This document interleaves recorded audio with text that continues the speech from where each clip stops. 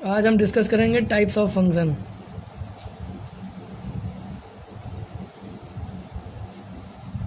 Types of function. Last video में हमने function का टेस्ट किया था बाय ग्राफिकल मेथड। आज हम उस फंक्शन के आगे बढ़ते हैं और टाइप्स ऑफ फंक्शन डिस्कस करते हैं, जो कि 12th के सिलेबस में हमारे इसी पे एक्सरसाइज बेस्ड है। तो पहला टाइप जो है हमारा वो है वन वन फंक्शन।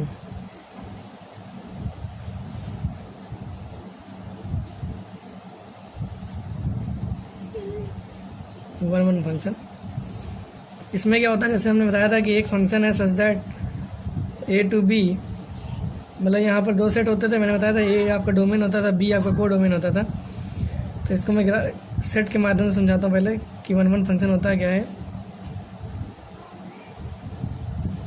एक सेट ए है जिसमें दो एलिमेंट मान लीजिए 1 और 2 हैं, और एक सेट बी है जिसमें दो एलिमेंट 3 और 4 हैं। 1 की जो इमेज है वो मान लीजिए 4 है और 2 की 3 है। तो आप देख रहे होंगे कि जो सेट ए में एलिमेंट्स हैं उनकी डिफरेंट इमेज है, और एक की एक ही इमेज है। 1 की 4 है, 2 की 3 है। इसका मतलब 1 1, मतलब 1 एलिमेंट की 1 इमेज। तो ये क्या कहलाएगा, वन वन फंक्शन। ये तो सेट के थ्रू समझा। अब ग्राफ से अगर समझेंगे इसको हम, तो जैसे मान लीजिए एफ एक्स इक्वल टू कोई भी फंक्शन ले लें, हम स्ट्रेट लाइन फंक्शन ले लेते हैं। तो हमने एक स्ट्रेट लाइन ली वाई इक्वल टू एक्स की लाइन, ठीक है। अब इसको चेक करना है कि क्या ये वन वन फंक्शन है कि नहीं। तो ये हमारा डेफिनेशन जो यहाँ पे बताती है वो क्या बता रही है कि एक्स की वो वैल्यूज़, एक्स की एक वैल्यू रखने पर एक ही वैल्यू आए वाई की, ये मतलब होता है यहाँ पर। तो हम देखते हैं इसको चेक करने के लिए क्या करते हैं। सिंपल सा एक रूल होता है कि हम एक लाइन ड्रॉ करेंगे पैरेलल टू एक्स एक्सिस। जैसे फंक्शन टेस्ट करने के लिए क्या किया था हमने, parallel to Y axis check किया था। यहाँ पर आप क्या करेंगे, पैरेलल टू एक्स एक्सिस एक लाइन ड्रॉ करेंगे। चलिए हम ड्रॉ करते हैं, देखते हैं। ये मैंने एक लाइन ड्रॉ की पैरेलल टू एक्स एक्सिस। तो मैंने देखा कि इस लाइन ने इस कर्व को एक पॉइंट ए पर कट किया। तो इसका मतलब ये हुआ कि ये वन वन फंक्शन है, क्योंकि ये क्या हुआ, क्योंकि एक्स की एक वैल्यू के लिए वाई की एक वैल्यू ही आई है। देखिए आप कोई भी एक्स की एक वैल्यू लेंगे तो वाई की एक ही वैल्यू आएगी। तो ये आपका क्या हो गया, वन वन फंक्शन हो गया। और चीज़ समझते हैं, जैसे मान लीजिए F X equal to X square parabola ले लेते हैं, ठीक है। अब पैराबोला में देखिए क्या हो रहा है, एक लाइन मैंने parallel to X axis draw की। तो देखा मैंने कि एक पॉइंट ए एक पॉइंट बी, मतलब 2 पॉइंट पे इस लाइन ने कट कर दिया। तो मैंने कहा था कि अगर एक पॉइंट पे कट करेगी तो वन वन फंक्शन होगा, नहीं तो वन वन नहीं होगा, ठीक है। क्यों नहीं हो रहा वन वन, क्योंकि यहाँ देखिए इस x1 वैल्यू पर भी y वही आ रहा है, मान लीजिए y1 आ रहा है। तो x2 वैल्यू पर भी y1 ही आ रहा है। इसका मतलब ये आपका वन वन नहीं है, ये आपका वन वन नहीं है, क्योंकि दो वैल्यू x की दो वैल्यू पर y की सेम वैल्यू आ रही है। जबकि मैंने डिफाइन क्या किया गया था कि x की एक कोई भी इमेज, जो भी एलिमेंट होगा उसकी एक ही इमेज आएगी, मतलब एक ही इमेज मतलब होता है एक ही वैल्यू आएगी, ठीक है। इमेज जो हम यहाँ बोल रहे हैं, इमेज बेसिकली रेंज है, जो हम आगे भी डिस्कस करेंगे, जब रेंज हम टॉपिक डिस्कस करेंगे। इमेज का मतलब रेंज है। अभी मैं आपको इमेज नाम बोल रहा हूँ। इमेज मतलब क्या होता है, जैसे मान लीजिए आप समझ लीजिए, जैसे मैंने एक्स की वैल्यू 1 रखी, यहाँ पर एक्स की वैल्यू 1 रखी तो 1 आएगी वाई की वैल्यू। तो ये एक प्रकार से 1 रखने पर 1 इमेज आ रही है। इमेज मतलब रेंज आ रही है, मतलब ये है। तो ये आपका वन वन फंक्शन की डेफिनेशन हुई। वन वन फंक्शन को एक और नाम कहते हैं जो कि इम्पोर्टेंट है, जिसे हम कहते हैं इंजेक्टिव। वन वन फंक्शन को हम इंजेक्टिव फंक्शन भी कहते हैं। अब इसको चेक करने के एक तरीका मैंने ग्राफिकली बता ही दिया है। दूसरा तरीका जो हमने एनसीईआरटी में और बेसिक तरीका होता है वो भी डिस्कस कर लेते हैं। जैसे मान लीजिए, अब भाई डेफिनेशन क्या कहती है कि एक्स की दो डिफरेंट वैल्यू रखो, एक्स की दो डिफरेंट वैल्यू रखिए, एक x1 रखिए और x2 रखिए, और दोनों पे y की वैल्यू सेम अगर आ गई तो ये क्या हो जाएगा, वन वन तो होगा नहीं। लेकिन अगर सॉल्व करने पर x1 बराबर x2 ही हो गया, सॉल्व करने में क्या हो गया, x1 बराबर x2 हो गया, मतलब ये जो पॉइंट है वो यहीं पर आ गया, तब तो एक ही वैल्यू आ रही। तो ये क्या प्रूव हो गया कि दोनों वैल्यू रखने पर दोनों मतलब वैल्यू सेम है, इसीलिए एक ही वैल्यू आ रही है। तो ये 1 1 फंक्शन यहाँ पर क्लियर होगा। तो ये बेसिकली कुछ करना नहीं है, इसमें केवल आपको f(x1) बराबर f(x2) मतलब दो वैल्यू रखनी है और देखना है कि x1 बराबर x2 आता है कि नहीं आता। जैसे मैं एक सिंपल क्वेश्चन यहाँ करा देता हूँ, ये जो मैंने आपको ग्राफ समझाया इसे समझा देता हूँ। जैसे यहाँ x1 रखेंगे तो x2 ये तो सिंपल आ ही जाएगा, तो बराबर ही है, तो ये प्रूफ हो गया। अभी इसमें देखते हैं f(x) बराबर x स्क्वायर है, f(x1) निकालेंगे तो क्या आएगा, f(x1) निकालेंगे तो x1 स्क्वायर आएगा और f(x2) निकालेंगे तो क्या आएगा, x2 स्क्वायर आएगा। जब आप दोनों को बराबर करेंगे f(x1) बराबर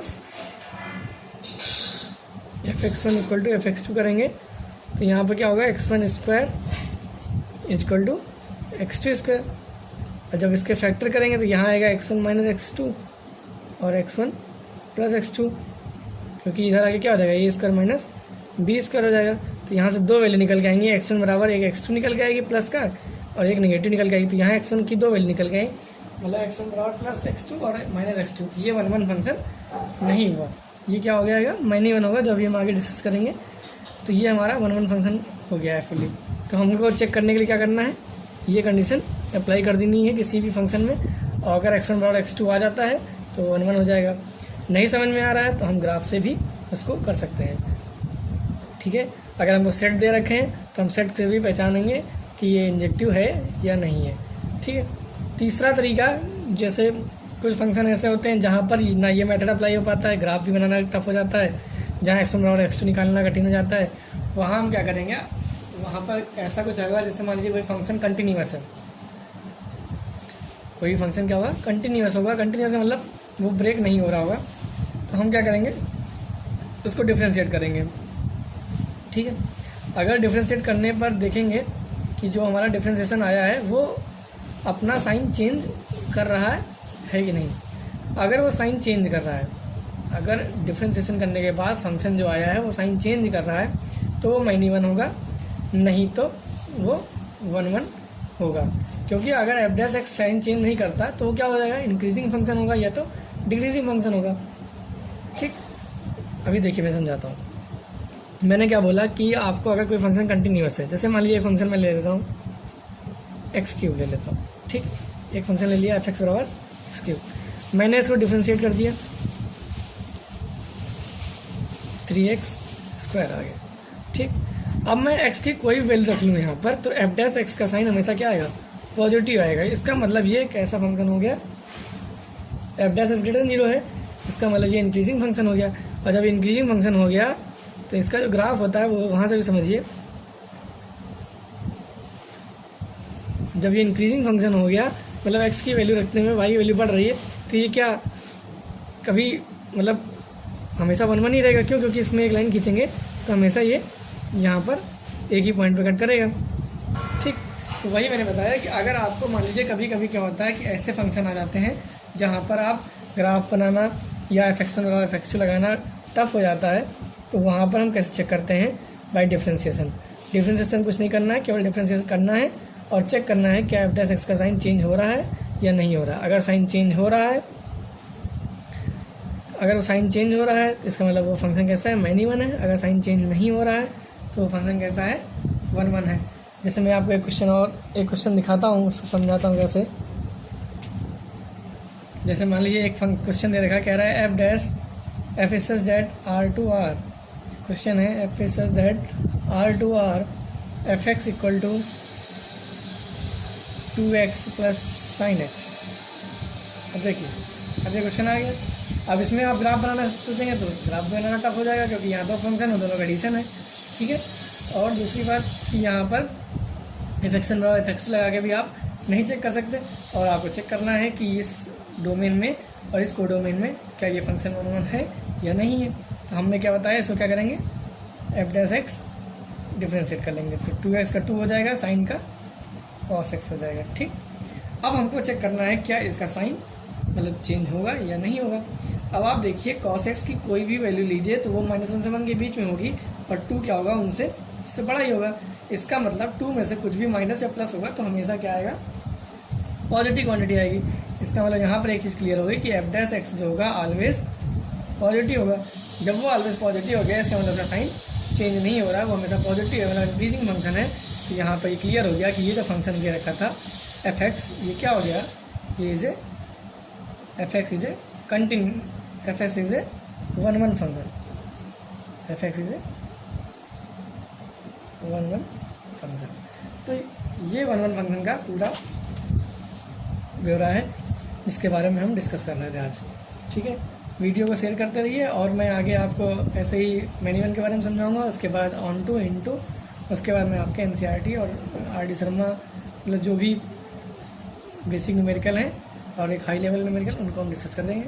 चैनल को सब्सक्राइब करते रहिए और शेयर करते रहिए। Thank you.